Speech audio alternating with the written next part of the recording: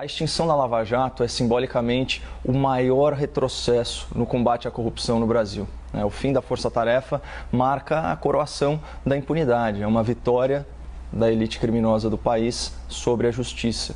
Então não tenha dúvida, espectador, ontem algo precioso morreu. E a coragem, a retidão e o idealismo, eles perderam uma batalha nessa eterna luta aí do bem contra o mal. Nós, brasileiros, nós somos vítimas não apenas da corrupção praticada pelas elites e da impunidade reservada aos poderosos. Nós também somos vítimas da desinformação promovida por um jornalismo cada vez mais militante e menos comprometido com a realidade dos fatos. Então, uma imprensa vassala a políticos de estimação que não reage a um sistema tão viciado, nem é mais imprensa. Se torna um órgão de propaganda do crime.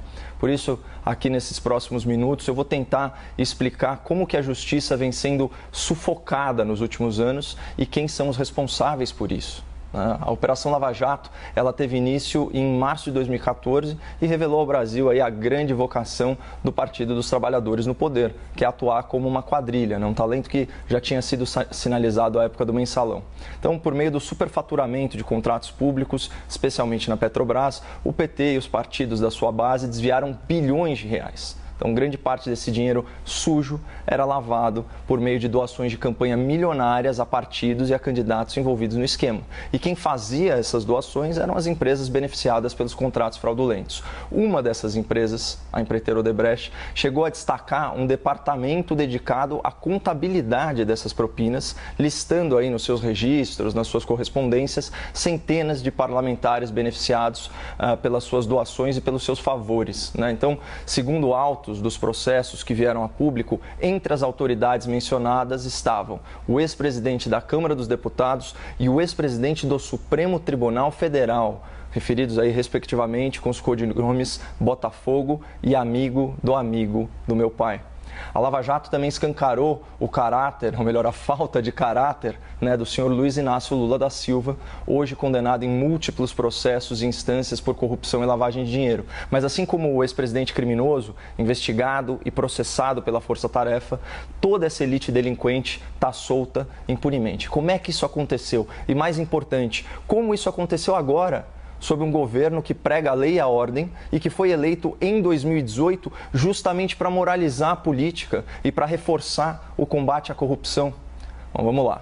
O artigo 5º da Constituição estabelece que ninguém pode ser considerado culpado até que sejam esgotados todos os infinitos recursos judiciais à disposição do réu. Mas isso nunca significou que condenados pela justiça não poderiam ser presos antes de finalizado o processo, até porque, com o julgamento em segunda instância, existe certeza jurídica quanto ao cometimento do delito e à autoria do crime. Foi assim no Brasil por décadas, mas quando a justiça bateu a porta da elite corrupta, no caso do Mensalão, o STF mudou esse entendimento pela primeira vez. Isso foi em 2009, o mesmo ano que o Lula indicou para o STF o antigo advogado do Partido dos Trabalhadores, o doutor Dias Toffoli.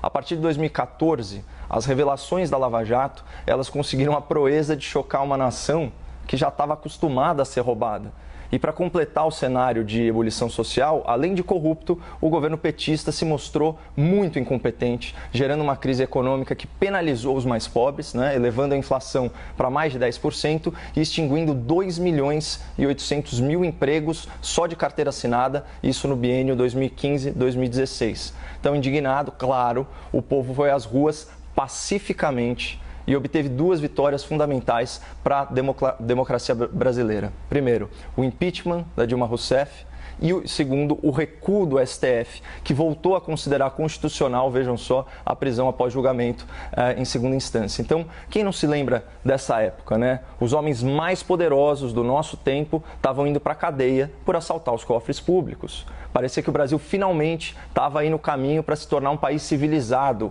em que ninguém está acima da lei, nem presidente, nem senador, nem deputado, nem empreiteiro bilionário ou executivo apadrinhado.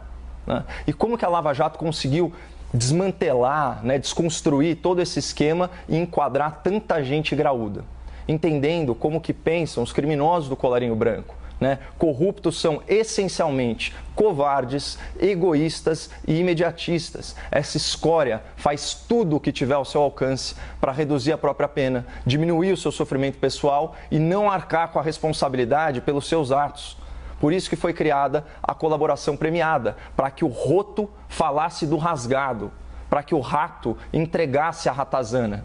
E o maior incentivo para um criminoso delatar os seus companheiros é a certeza da aplicação da lei e, claro, o receio de passar muito tempo na prisão. E vamos lá, vamos combinar. De 2016 a 2019, os nossos corruptos estavam apavorados. E o resultado disso são os números impressionantes. Alguns a Roberta já trouxe, eu posso ler outros aqui. Foram 209 acordos de colaboração premiada com os réus, 17 acordos de leniência com as empresas envolvidas, 79 operações policiais, 553 denunciados e desses, 174 réus já foram condenados. Isso sem falar nos 4 bilhões e 300 milhões de reais devolvidos aos cofres públicos e outros 14 bilhões e, se não me engano, 700 milhões previstos de recuperação. Mas aí sempre aparece o ingênuo, o leigo, o militante ou o contratado para alegar que esses recordes no combate à corrupção não justificam supostos abusos autoritários lá da República de Curitiba. E eu pergunto, que abuso? Que autoritarismo?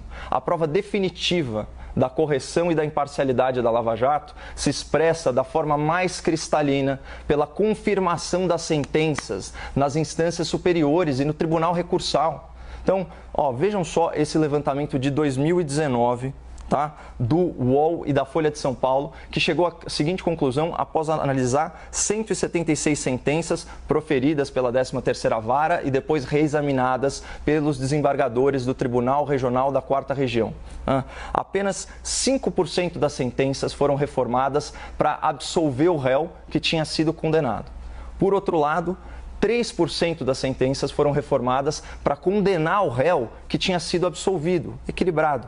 Mas a maior parte das sentenças modificadas pelos desembargadores, quase 30%, elas foram alteradas para agravar a pena dos condenados em primeira instância. Ou seja, Curitiba não era uma vara rigorosa, Tanto que, das 69 sentenças mantidas intactas pelo TRF4, 27 eram absolvições. Pessoal, esses índices de conformidade aí entre primeira instância e segunda instância são muito superiores à média nacional, pesquisem. E isso derruba aquele argumento falacioso de que a Força Tarefa de Curitiba atuava arbitrariamente. Então, não havia argumento material para reverter as decisões de primeira instância, tanto que os recursos, os pedidos de habeas corpus dos réus eram sempre indeferidos, tanto no STJ quanto no Supremo. Então, diante de uma força-tarefa eficiente, uma força-tarefa justa, qual a saída que foi encontrada para frear a Lava Jato? Bom, se você não pode mudar o juiz, mude a regra do jogo. E assim foi feito. No Supremo Tribunal, pela jurisprudência, e no Legislativo, pela aprovação de leis favoráveis aos réus e pelo engavetamento de projetos desfavoráveis aos criminosos e corruptos. Sob a presidência, na aclamada presidência do deputado Rodrigo Maia, o pacote anticrime que agravava penas, que trazia inovações para o direito penal e que tipificava o delito de caixa 2 foi completamente desfigurado. O seu texto final dificultou a decretação e a manutenção da prisão preventiva, reduziu a liberdade do Ministério Público para negociar o regime de pena nas delações e criou a desnecessária figura do juiz de garantias, que, se implementada, vai tornar o processo judicial ainda mais moroso e ainda mais custoso ao erário.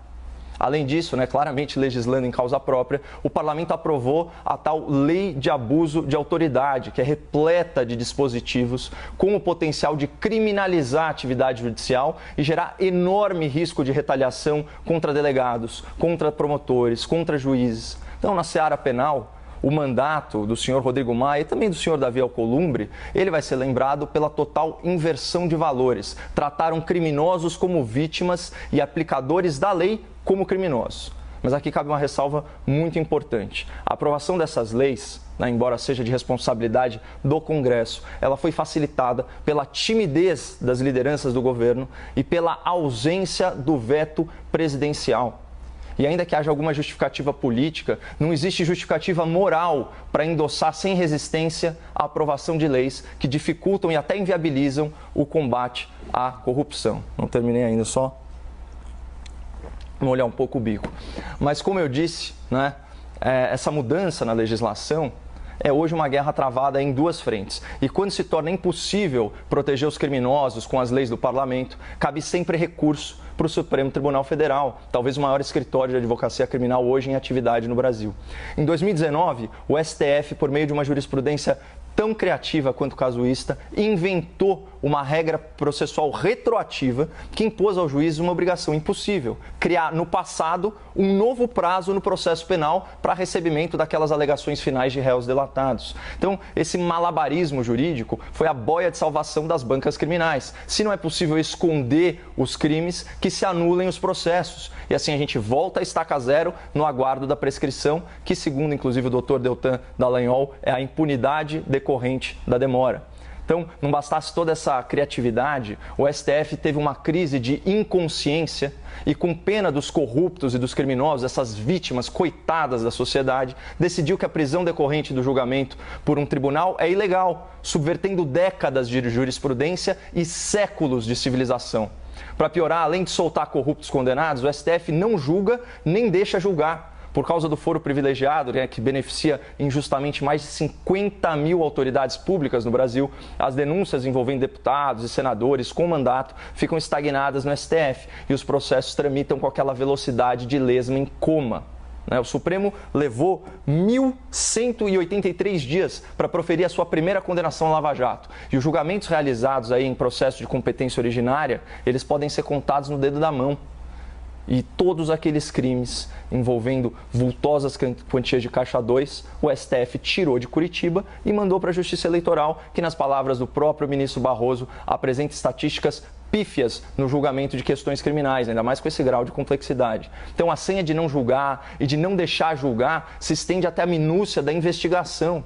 Como que a gente não vai lembrar daquela decisão liminar, aquela decisão monocrática do presidente da corte, ex-presidente, que paralisou por meses as investigações de lavagem de dinheiro originadas a partir de relatórios de inteligência, né? E vamos lembrar, essa decisão, né, ela se ensejou por um pedido da defesa do filho senador do presidente da República. E falando em presidente da República, diante da ausência de freios constitucionais, né, para todos esses abusos autoritários promovidos pelo STF, a esperança do Brasil se voltou para a indicação presidencial de um novo ministro para a nossa Corte Máxima. Mas ao invés de uma sumidade, foi escolhida uma nulidade e sob o beneplácito das velhas lideranças políticas e judiciais do país. É um ônus aí de 27 anos que a gente vai ter que carregar na Corte.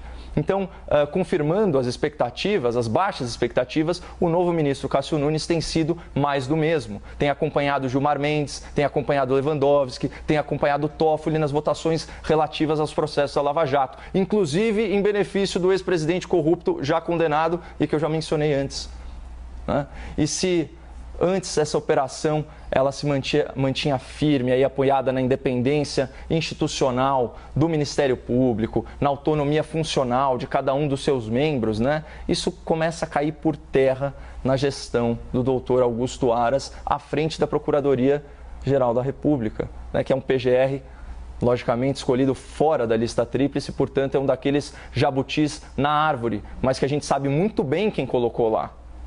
Esse procurador ele parece ter como ambição pessoal a conquista do título de maior empecilho ao combate à corrupção no Brasil. Então, sob a sua administração, foi removida a exclusividade de procuradores para os casos da Lava Jato. Foram instauradas investigações disciplinares contra os membros da Força Tarefa. Foi solicitado informalmente o compartilhamento de dados sigilosos da operação.